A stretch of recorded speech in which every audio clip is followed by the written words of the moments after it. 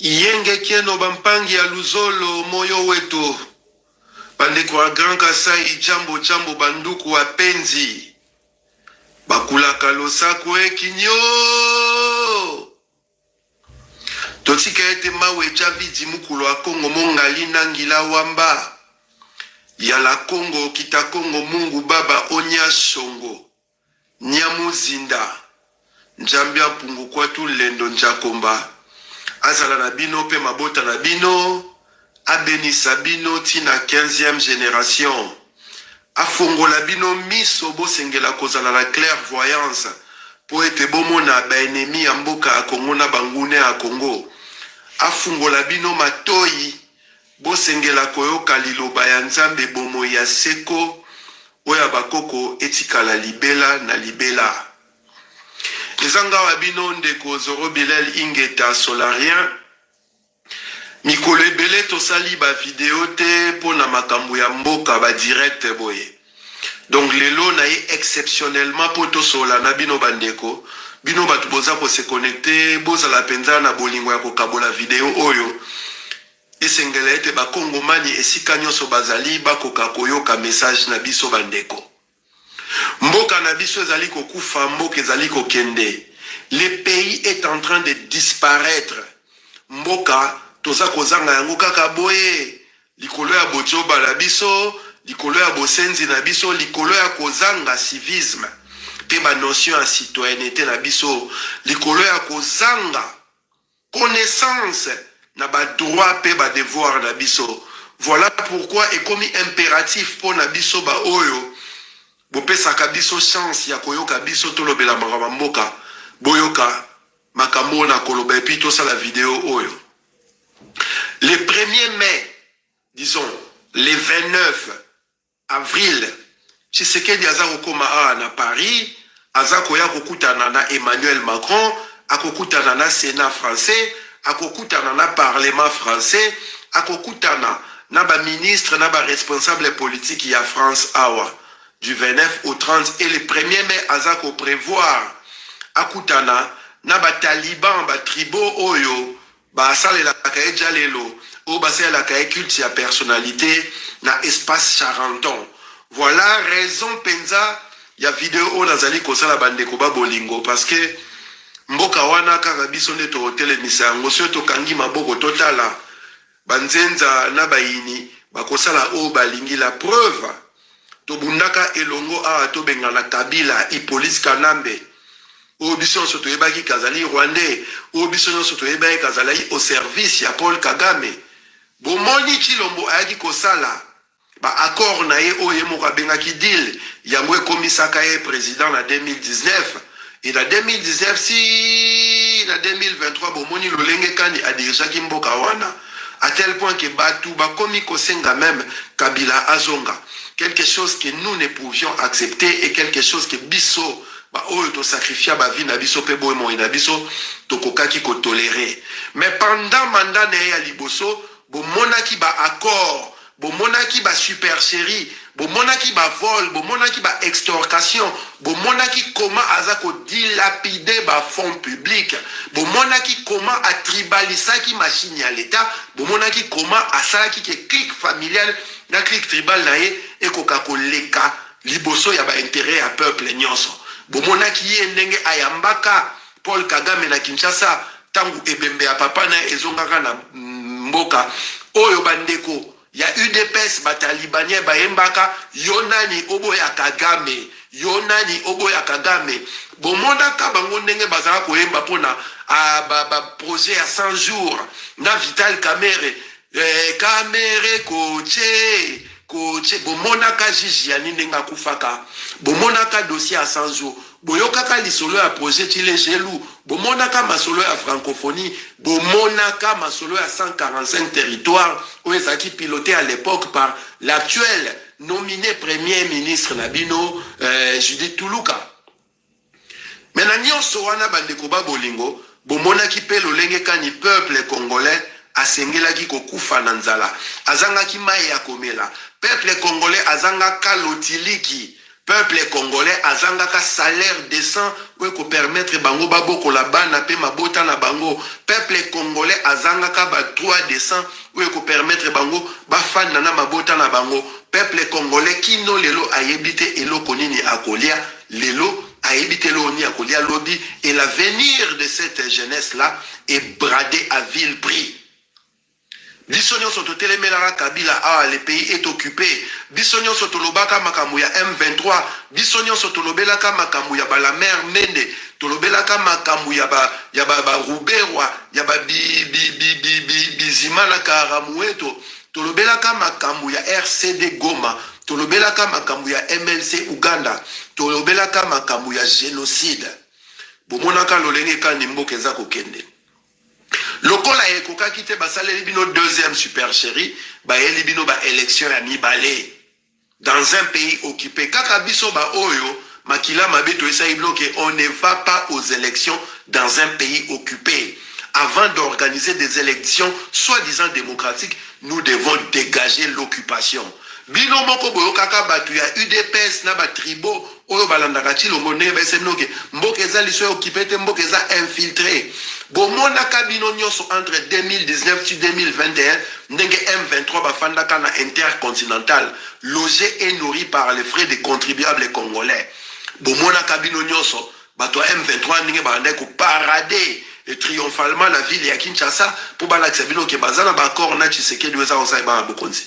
Bino nyonso boyokaka ndenge Tshisekedi awanganaka ki ayeba kiteke M23 ezala Kinshasa. Boyokaka ndenge Tshisekedi awanganaka bakor o asinyaka awanganaka makamuna ya sanju awanganaka nyonso o elekaka na mboka soi-disant le chef de l'État. Bomoni nenga sali super chéri na ya vol électoral dans un pays occupé. Élection o euté ko sala mana 2023 awa na mboka o mibeko lobi ke élection et fala maka soki ba bureau de vote et fungwami il faut soit 11h, c'est-à-dire sur ba fungola ki ngona 9h na 20h ba élection ici là. Bomona ki ba élection sa maki le 21 décembre, le 22 décembre, le 23 décembre, le 24 décembre, le 25 décembre, le 26 décembre, le 27 décembre et le 28 décembre. 8 jours. Il y a une élection, oh, il faut ça à 11h. Bomona ki ba machine électorale na bandaku ya batu. Bomona ki yango na ba balabala. Bomona ki yango et pas batu. Oyo kutu bazari n'a rien à voir avec l'élection wana. Mais nyonso wana bandeko ba bolingo. Et l'obéli biso et l'autre côté. Et l'obéli ba taliban et l'autre côté. Et l'obéli ba tribo et l'autre côté. Nangonga o toza kosola na bino bandeko ba bolingo. Mboka, la ville de Kinshasa ressemble à une poubelle géante. Vital Kamerhe oyo alimwisa mbongo ya projet ya 100 jours.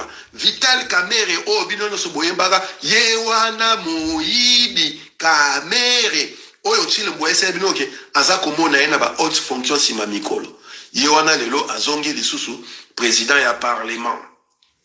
Kofi Olomide oyo azalaki accusé awana 2021 de viol sur ces danseuses qui étaient des mineurs, de séquestration, qui a été condamné par la justice française d'avoir séquestré ces danseuses et surtout qui a été condamné de payer plus de 70 000 euros na ba danseuse wana qui est en sursis na moment où tolo parce que sentence c'est quoi qui en décembre 2021 ba pesa qui 18 mois en sursis na 3 ans approbation. Le même Kofi Olomide, où il y a immoralité, il y a dépravation, où durant tout en long, il y a carrière, à la niveau, il y a immoralité, où il y a habité. Il y a les sous-bomoniers, candidats sédataires, na Ubangi, aussi Ubangi na habité. Et puis, à ça, qu'on haute voix, l'habit ne fait pas les moines. Bino kaka ba Congolais, ou Bolanda Kaona, Bino kaka obo bina kana buzoba, kaka bino oyo boyaka kolela lisusu batu baza kokufanzala. Alors que kaka bino moko boza ba responsable, il y a malheur parce que batu oyo babomaka bino. Batu oyo basala kabino mabe, batu bazola lisabino nzala, batu baza koyiba bino mbongo ya l'État, mbongo ya ba minéré oyo batekaka, batu bakomisi gestion à l'État, affaires familiales. Na minute oto solana bino batu bona Kinshasa partout boza komona ba photo ya Malata batia yango na Kinshasa na continue batia ba photo ya Malata Kasalu. Malata Kasalu azali na mboka na Congo. Bino nyonso boyebi ke c'est la famille Tshisekedi qui règne au détriment du peuple congolais.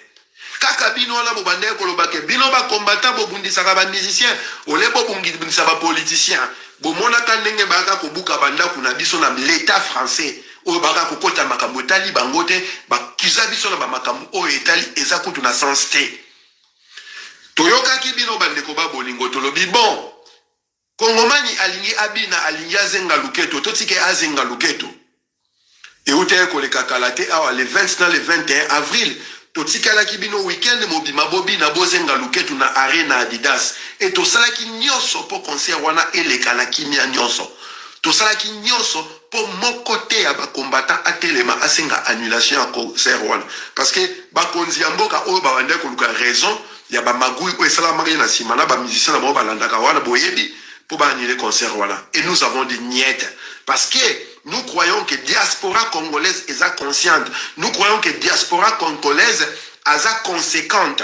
Voilà pourquoi tu vois qui totika bango babi na bazenga luketu totala bango basepela et puis bako comprendre que biso totelemelaka ba musicien congolais te. Lelo oyo responsable ya ba problème ya mboka Congo azakoya awa na Paris na elikia akutana na batu na ye ya ba tribu na ye ba taliban na ye ba décérébré na ye ba invertébré na ye oyo babinelaka ye baselaka ye culte ya personnalité tango nyonso malgré que congolais azokende musala po gagner 75 centimes ya dollars par jour malgré que congolais azangi mai na ndaku na ye malgré que congolais azangi courant na ndaku na ye malgré que congolais nzela ezalaka te malgré que congolais mboka na ye ekoma fulu malgré que mboka na ye eza occupé na ba troupes étrangères yewana zakoya awa bino bagolwa na bino bawangila obolobaka ke totelemelaka ba musicien biso ba combattant tozongisu makambo ya solo makambo mboka tozobengisa bino le 1er mai à partir ya 10h na place de la nation boya tosangana bino nyonso bato azenga luketu na biso bato ya conscientisation pona likambo ya mabele boya totelemela Tshilombo tolakisa Emmanuel Macron tolakisa ba député na ba sénateur français au ba okutana na ba politicien français okutana tolakisa opinion française que ce monsieur là est le vrai problème du Congo. Ce monsieur là n'a pas été élu par les Congolais. Ce monsieur là est en train de dilapider le bonheur des Congolais à un vil prix. Ce monsieur là a fait que le Congo s'est transformé à une zone de non-droit où les gens qui y vivent comme au XIIIe siècle. Bandeko nanga bokoma kolia mikuwa ya soso okena wenze po osomba mikuwa ya soso bozobenga ngo mikobos bokoma kolia miseleke te bandeko nangai bokoma kolia bambwa bokoma kolia banyau bokoma ko vivre environnement la mino proche et lointain ezali fulu bozali na système moko oyo ba agresseur na bino ba oppresseur na bino ba responsable ya passe na bino bangone baza ko trôner au sommet de l'état siko yo muto azenga luketu yo muto ba concert yo muto kanisa ke biso ba combattant to bundisaka ba musicien parce que nous avons des comptes à rendre avec ces gens-là to bengisi yo yaka omona tina ya bitumba na biso kezalaka politique parce que l'état n'est pas géré, le pays n'est pas défendu et la nation n'est pas protégée. Voilà pourquoi tribalisation intensive et ça amina mboka ekoma babenga ngol banolo banini terme na bango banolo mboka wana genre que pouvoir eza ya bango. Et nous ne pouvons pas accepter cela. Voilà pourquoi la salle vidéo bandeko babolingo. Le 1er mai la France est la journée à fête ya ba travailleurs. Le 1er mai la France est ali férié. Donc bozana raison te bolo bateke moyen to yeza te poto yaki na musala to boye na boye. To esi bino to kuta na biso nyoso na 10h na place de la nation. Nous allons marcher jusqu'à l'espace Charenton où Tshisekedi espère rencontrer ces tribaux au bassin la Kaedjalelo. Et nous allons montrer à la communauté internationale, nous allons montrer à la communauté internationale et à l'opinion française que ce monsieur-là n'a pas été élu par les Congolais, que ce monsieur-là est au service de ceux qui tuent les Congolais, de ceux qui tuent les Africains. Voilà pourquoi la mobilisation doit se faire au-delà de la frontière, il y a Berlin, il y a la République à démocratiser du Congo. La mobilisation doit se faire de manière panafricaniste. Donc ce mercredi 1er mai, nous appelons tous ceux qui luttent contre l'impérialisme en Afrique, ceux qui luttent contre l'occupation de nos terres par les forces occidentales en Afrique, ceux qui luttent pour que l'Occident lâche enfin l'Afrique et qu'elle puisse se développer avec ses propres fils et son intelligence. C'est qui luttent parce que les potentats dans nos pays sont des gens au service d'une mafia internationale qui sert à assouvir la gourmandise de l'Occident au détriment du peuple africain. Donc la mobilisation doit être générale et nous devons nous voir. Le 1er mai à 10h à la place de la nation, nous allons marcher jusqu'à l'espace Charenton contre Tshisekedi Limondo Félix, l'un des avatars au service de l'Occident, où il a apporté malheur dans le continent de l'Afrique, où il a la Sony Afrique Mobimba, où il a la Sony Congo Mobimba. Un président qui a ramené la médiocrité au sommet de l'État à tel point que il est devenu honteux aux Congolais de dire à Ozoa que son président s'appelle Tshisekedi. Voilà la raison à vidéo na sali bandeko ba bolingo. Boka bola yango, bo panza yango, to pesi bino rendez-vous le 1er mai na place de la nation à partir il y a 10 heures. To sangana wana nombreux, to tambola, poto la kisa mokili mobimba ke Tshisekedi aza mwana musala ya ba Congolais te mazali mwana musala ya ba ennemi ya ba Congolais. To la kisa mokili mobimba ke Tshisekedi ba Congolais ba vota qui était et qu'il doit dégager. To la kisa mokili mobimba ke ces pays-là, l'État congolais est dirigé par des voleurs, par des imposteurs, par des usurpateurs qui doivent être mis hors d'état de nuire. Et Marambo dans le Banabino ezali relaté dans l'article 64 de la Constitution. Tout Congolais a le devoir de mettre en échec un individu ou groupe d'individus qui prend le pouvoir par la force ou qui l'exerce en violation de la Constitution. Et Tshisekedi est le symbole même de la violation extrême de la Constitution. Ils ne sont même plus en train de faire la violence de la Constitution, mais ils sont en train de faire une partouze constitutionnelle, lui et sa clique. Mafia, wana cartel, wana bazalanango, ce sont les mêmes personnes qui reviennent au devant de la scène politique congolaise. Moi, la maëla yo kakabande koba bolingo, soki boki message nanga, boka bola yango. Nga la pesibino rendez-vous le 1er mai, na place de la nation à Paris, à 10 heures. Donc au Tambola, nous allons marcher jusqu'à l'espace Charenton où Tshisekedi compte rencontrer ses amis tribaux, ses amis qui font le culte de la personnalité. Et nous allons montrer au monde que ces messieurs-là est le problème au Congo. Parce que situation Boka Congo, ils ont vivre, situation congolaise, ils ont vivre, les situation Moko tellement délétère que humainement parlant, ils sont inacceptables.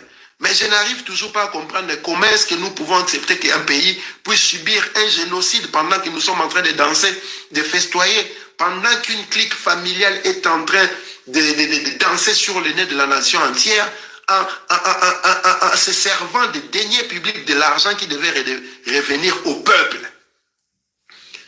Ce niveau d'inconscience ne peut indéfiniment être accepté. Voilà pourquoi, pour vous prouver notre bonne volonté, nous avons laissé faire et faire son concert tranquillement, afin que la conscience de chacun puisse agir. Maintenant qu'il y a eu des concerts, vous avez dansé, nous vous appelons maintenant à venir manifester pour le Congo, pour le peuple congolais, pour que la nation soit libérée. Serez-vous capable d'arrêter de danser et venir manifester pour des choses essentielles et existentielles, pour des choses utiles et agréables, pour le bien-être collectif, ou allez-vous continuer à danser pendant que les vôtres sont en train de mourir et de crever la dalle? Rendez-vous le 1er mai à 10h. Place de la nation, nous allons marcher jusqu'à l'espace Charenton et nous allons montrer au monde que Tshilombo Tshisekedi n'est pas celui qui a été choisi par le peuple congolais, mais en retour, c'est le problème du Congo aujourd'hui. Mengu mengu ba mona kimbirikiti. Metatron. Ingeta.